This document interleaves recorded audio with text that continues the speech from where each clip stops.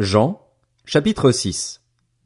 Après cela, Jésus s'en alla de l'autre côté du lac de Galilée, ou lac de Tibériade. Une grande foule le suivait, parce que les gens voyaient les signes miraculeux qu'il faisait sur les malades. Jésus monta sur la montagne, et là il s'assit avec ses disciples. Or la Pâque, la fête juive, était proche. Jésus leva les yeux et vit une grande foule venir vers lui. Il dit à Philippe, « Où achèterons-nous des pains pour que ces gens aient à manger ?» Il disait cela pour le mettre à l'épreuve, car lui-même savait ce qu'il allait faire. Philippe lui répondit, « Les pains qu'on aurait pour 200 pièces d'argent ne suffiraient pas pour que chacun en reçoive un peu. » Un de ses disciples, André, le frère de Simon-Pierre, lui dit, « Il y a ici un jeune garçon qui a 5 pains d'orge et 2 poissons, mais qu'est-ce que cela pour tant de monde ?» Jésus dit, « Faites asseoir ces gens. » Il y avait beaucoup d'herbe à cet endroit. Ils s'assirent donc, au nombre d'environ 5000 hommes. Jésus prit les pains, remercia Dieu et les distribua aux disciples, qui les donnèrent à ceux qui étaient là. Il leur distribua de même des poissons, autant qu'ils en voulurent.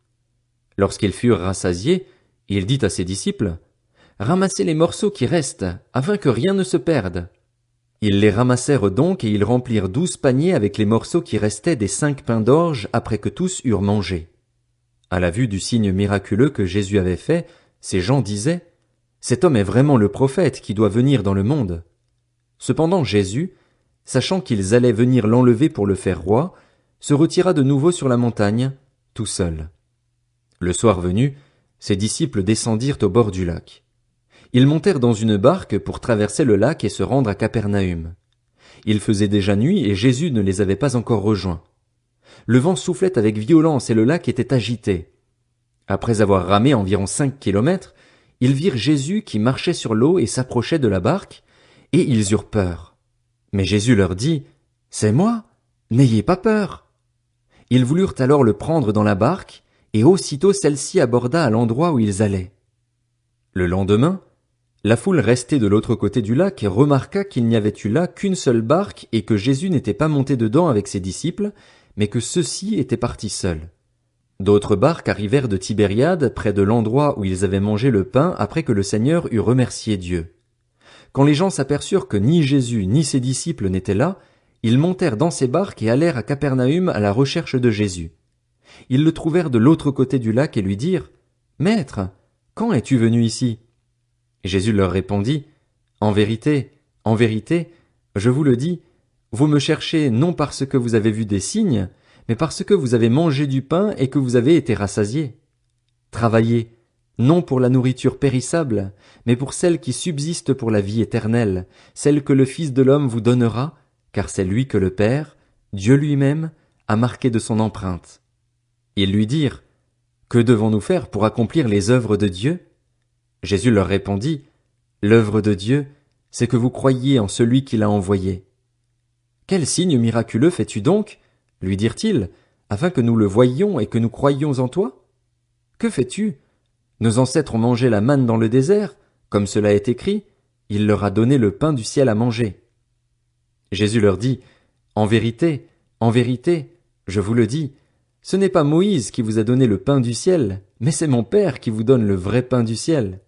En effet, le pain de Dieu, c'est celui qui descend du ciel et qui donne la vie au monde. » Ils lui dirent alors, « Seigneur, donne-nous toujours ce pain-là. » Jésus leur dit, « C'est moi qui suis le pain de la vie. Celui qui vient à moi n'aura jamais faim, et celui qui croit en moi n'aura jamais soif. Mais, je vous l'ai dit, vous m'avez vu et pourtant vous ne croyez pas. Tous ceux que le Père me donne viendront à moi, et je ne mettrai pas dehors celui qui vient à moi. En effet, je suis descendu du ciel pour faire non pas ma volonté, mais celle de celui qui m'a envoyé. Or, la volonté du Père qui m'a envoyé, c'est que je ne perde aucun de tous ceux qu'il m'a donnés, mais que je les ressuscite le dernier jour. En effet, la volonté de mon Père, c'est que toute personne qui voit le Fils et croit en lui ait la vie éternelle, et moi, je la ressusciterai le dernier jour. » Les Juifs murmuraient à son sujet parce qu'il avait dit, « Je suis le pain descendu du ciel », et ils disaient, « N'est-ce pas Jésus, le fils de Joseph, celui dont nous connaissons le père et la mère? Comment donc peut-il dire, « Je suis descendu du ciel » ? Jésus leur répondit, Ne murmurez pas entre vous. Personne ne peut venir à moi, à moins que le Père qui m'a envoyé ne l'attire, et moi, je le ressusciterai le dernier jour. Il est écrit dans les prophètes, ils seront tous enseignés de Dieu. Ainsi donc, toute personne qui a entendu le Père et s'est laissé instruire vient à moi. C'est que personne n'a vu le Père, sauf celui qui vient de Dieu. Lui, il a vu le Père. En vérité, je vous le dis, celui qui croit en moi a la vie éternelle. Je suis le pain de la vie. Vos ancêtres ont mangé la manne dans le désert et ils sont morts. Voici comment est le pain qui descend du ciel. Celui qui en mange ne mourra pas. Je suis le pain vivant descendu du ciel. Si quelqu'un mange de ce pain, il vivra éternellement, et le pain que je donnerai, c'est mon corps, que je donnerai pour la vie du monde. Là-dessus, les Juifs se mirent à discuter vivement entre eux, disant, Comment peut-il nous donner son corps à manger? Jésus leur dit, En vérité, je vous le dis, si vous ne mangez pas le corps du Fils de l'homme et si vous ne buvez pas son sang, vous n'avez pas la vie en vous-même. Celui qui mange mon corps et qui boit mon sang a la vie éternelle, et moi, je le ressusciterai le dernier jour. En effet, mon corps est vraiment une nourriture et mon sang est vraiment une boisson. Celui qui mange mon corps et qui boit mon sang demeure en moi, et moi je demeure en lui. Tout comme le Père qui est vivant m'a envoyé et que je vis grâce au Père, ainsi celui qui me mange vivra grâce à moi. Voilà comment est le pain descendu du ciel. Il n'est pas comme la manne que vos ancêtres ont mangée. Eux sont morts, mais celui qui mange de ce pain vivra éternellement. Jésus dit ces paroles alors qu'il enseignait dans une synagogue à Capernaüm. Après l'avoir entendu, beaucoup de ses disciples dirent, Cette parole est dure. Qui peut l'écouter? Jésus savait en lui-même que ses disciples murmuraient à ce sujet.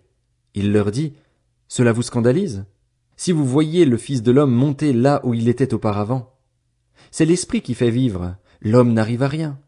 Les paroles que je vous dis sont esprit et vie, mais il y en a parmi vous quelques-uns qui ne croient pas.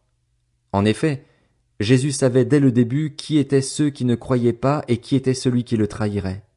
Il ajouta, Voilà pourquoi je vous ai dit que personne ne peut venir à moi à moins que cela ne lui soit donné par mon Père.